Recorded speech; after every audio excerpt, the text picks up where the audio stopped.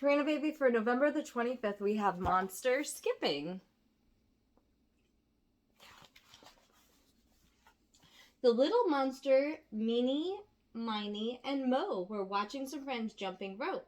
It looks like fun. I wish we could jump some rope, says Meanie. We haven't got any rope, said Miney and Mo. In that very moment, the Pongo worm popped out of its hole. He was long and skinny, just like a rope. Give it, Meanie, which gave Meanie an idea. Will you play jump rope with us? He asked. The Pongo worm said he would.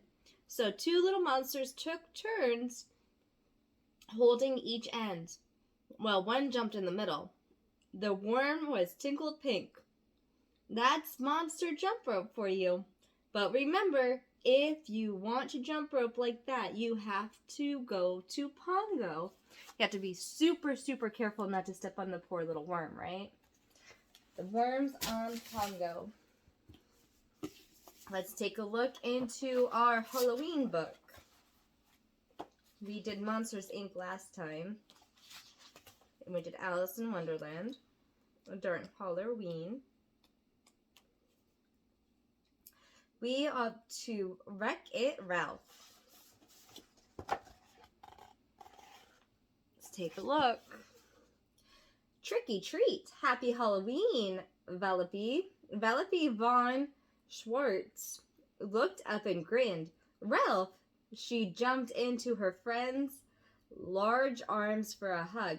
Hey, Ralph said, did you miss me? Nah, Vanellope replied. She twinkled her nose, then leaped down to the ground. Why would I miss a big, clumsy flea bag like you? I don't know, Ralph replied. Probably the same reason I miss a snarky little know-it-all like you. He ruffled her hair.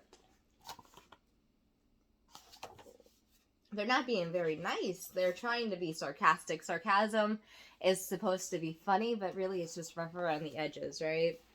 We want to be nice to people. We don't want to be backhandedly nice. Vanellope had missed Ralph, her friend, spent most of her time in Fix-It, Flex-It Jr., the video game where he lived. She was so happy he'd come to Sugar Rush for Glade's annual Halloween party. Come on, Vanellope. She grabbed Ralph's hand, dragging him towards her candy go-kart. Let's go for a ride. What about the party? Ralph asked. We can be fashionably late, Vanellope replied, hopping into the driver's seat. Ralph climbed onto the back of the cart. Ready? Vanellope asked. She gunned the engine. Ralph grinned. Ready! Whoosh! They were off. See what it says? It says finish. Finish line. And look at their cart. And look at everyone else's cart. There's a blue one and a green one and an orange one. And then they're in the purple one. There they are.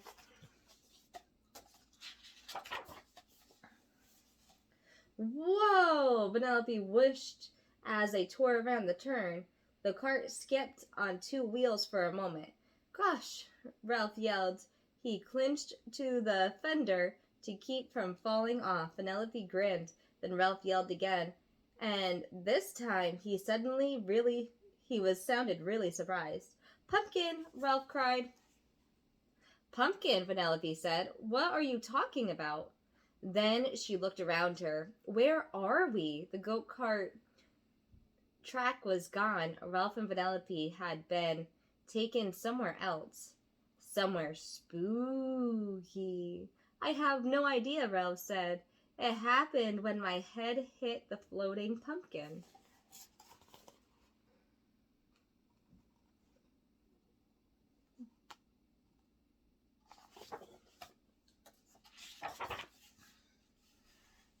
Jumping jelly beans, Vanellope yelled. She couldn't believe it. This must be a Halloween bonus level where Boo Bradley lives. I thought it was just a myth. Boo-hoo? Ralph asked. But before Vanellope could make a joke about Ralph crying, woo, Vanellope Ralph jumped a mile A marshmallow ghost had appeared out of nowhere. "Boo Bradley," Penelope exclaimed, pointing to the ghost. "The meanest, brattiest ghost of all of Sugar Rush. Legend has it that he was exiled to the bonus level many Halloweens ago." "So happy you've heard of me," Boo Bradley taunted. "Too bad that won't help you go home." "Hey, wait a minute," Ralph leaped off of the cart. "We need to get back." "You needed to catch me first," the ghost moaned. And then he floated straight through the graham cracker castle doors and out of sight. "Come on," Penelope yelled, and Ralph opened the castle doors and climbed back into the cart. There he is.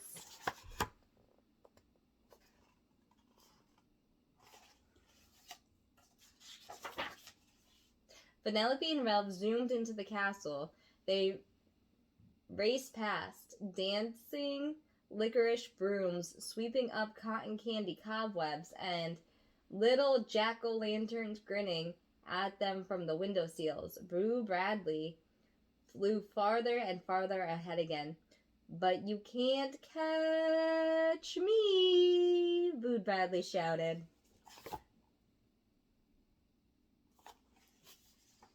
"We'll see about that," Penelope muttered under her breath. She stomped on the gas, and they sped through the castle at lightning speed. The chase led them up to marzipan ramps to the attic, down wobbly, grummy worm ladders, and to dungeons, out of candy corn mazes, and back into the castle again. "But you can't catch me," Boo Bradley repeated at each and every turn. "Arg. If he says that one more time," Ralph groaned. "It's my catchphrase," the ghost called over his shoulder. There he is. He's going out of sight. Do you think they're going to catch him? Let's find out. Look at this maze, baby. Finally, Boo Bradley floated right through the castle wall with no doors or windows. "Hold on, Ralph," Penelope yelled. She gunned the engine so that they could drive up and over the chocolate stone wall. But midway up the wall and the cart started to fall. It wasn't supposed to carry that much weight. "Arg," Penelope and Ralph fell crashing to the ground. "Tee-hee-hee," they could hear Boo Bradley laughing from the other side. "Looks like you're not going home."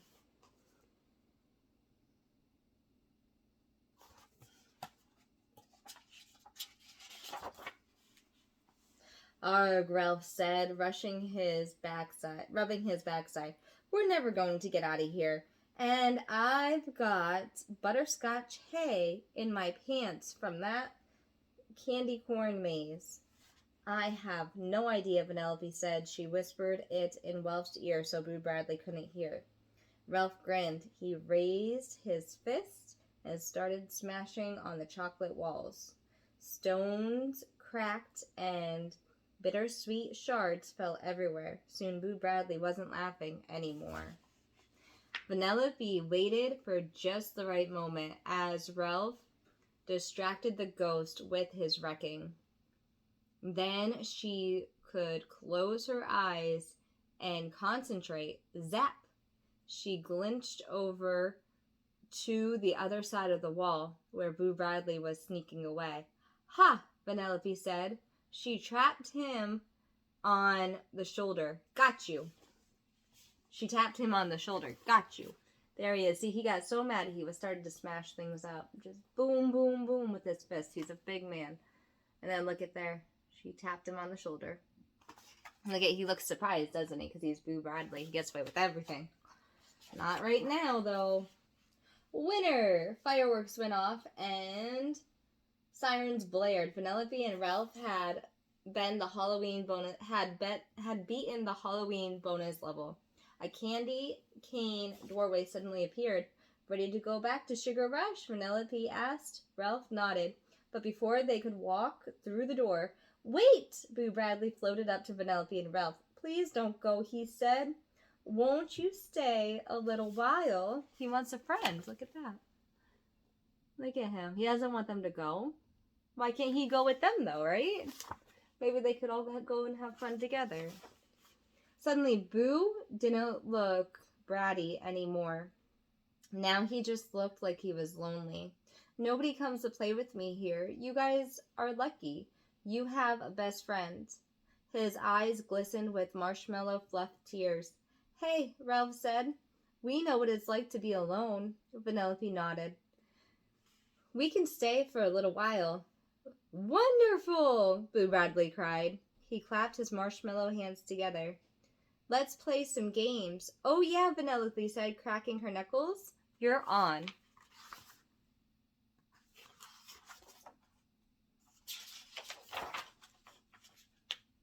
We should be heading back, Ralph said after a while. I think we're more than fashionably late for Gaylord's party. You should come with us, Boo, Penelope suggested. Oh no, Boo replied. That's very kind of you, but I couldn't possibly leave the castle. Wait, I have an idea, Penelope responded. We'll be right back. A few hours later, Gaylord's Halloween party was in full swing at Boo's Bradley Castle. I just want to say thank you to my new friends Ralph and Penelope, Boo Bradley announced. This has been the best Halloween ever. So maybe Boo couldn't leave his castle, but they brought the Halloween party to Boo. Now, baby, everyone in life is going through something. It's always why I always say, be kind to yourself, be kind to others. You need to be kind in this world because you never know what's going to happen or what is happening in someone else's life. He was being a little bratty, right? He didn't know how to make friends. So he decided to have them come to his level in the game and chase him around to try and get them to stay so that they couldn't catch him. And when he got trapped in the last instance, went through a wall, Penelope could go through the wall too. And she caught him, so this way she got released to go back home. And then they learned that he really just didn't want to be alone. And no one wants to be alone all the time, but you do have to learn to be your own best friend, to be able to keep yourself company, because there are going to be times where you are going to be alone, and that's okay. As you grow up, you might have a hospital visit where you are completely by yourself. And my father, when I was younger, was trying to teach me this when I was too young to be alone in a hospital. But he wanted my mother to leave me when I had a really bad kidney infection alone in a hospital. So this way I could learn as I got older, I am going to be alone at a hospital at some point in time in my life. And it has happened many times throughout my life. As an adult, I have been completely alone in the hospital. Completely alone, completely by myself, completely on my own. And I know from experiences that I was trying to learn when I was younger, and my father was trying to teach me when I was younger, that that's an okay thing. That's to be expected. Especially as I get older and older and older, I'm going to be alone more and more and more. Mama had the experience of getting to know people who are older and who live on their own, and they have 5 and 6 children. One of them has 8 children, and yet they live completely on their own. They're women who live completely on their own. And so that has taught me that it's okay to be even just alone in that sense, right? It's okay to be alone, and it's okay to be with others. But when you get lonely on your own, it's good to go out and just be in an environment where you are with some other people. But you have to learn to be by yourself and your own best friend. It's okay to love yourself. It's okay to love others. It's okay to be alone. It's okay to be with others. It's okay to prefer to be alone more than to be with others, or prefer to be with others more than to be alone. But you have to be okay with being on your own sometimes too. Reading good books, telling good stories, watching good TV shows, watching good movies, not being sarcastic towards yourself or others, because it's not fun to be sarcastic like that. It's good to be kind-hearted and to be nice and gentle. But using sarcasm to be nice to people, like how they said it in the beginning, you don't want to be a sarcastic human being. Because I know nowadays people use that as gesture and fun, but it's really not. A clumsy flea bag like you, those are harsh words. You know, probably the same reason I miss a snarky little know-it-all like you. That's supposed to be like, oh, haha, funny. That's not funny. Those are cruel words. They're being cruel. But it's supposed to be sarcasm. Sarcasm isn't nice. I don't like it when people use it. I don't like it if you were to use it all the time. It's not... Words can hurt, and they can carry a lot of weight for a really long time. You have to be gentle with everything that you're doing. Let's do...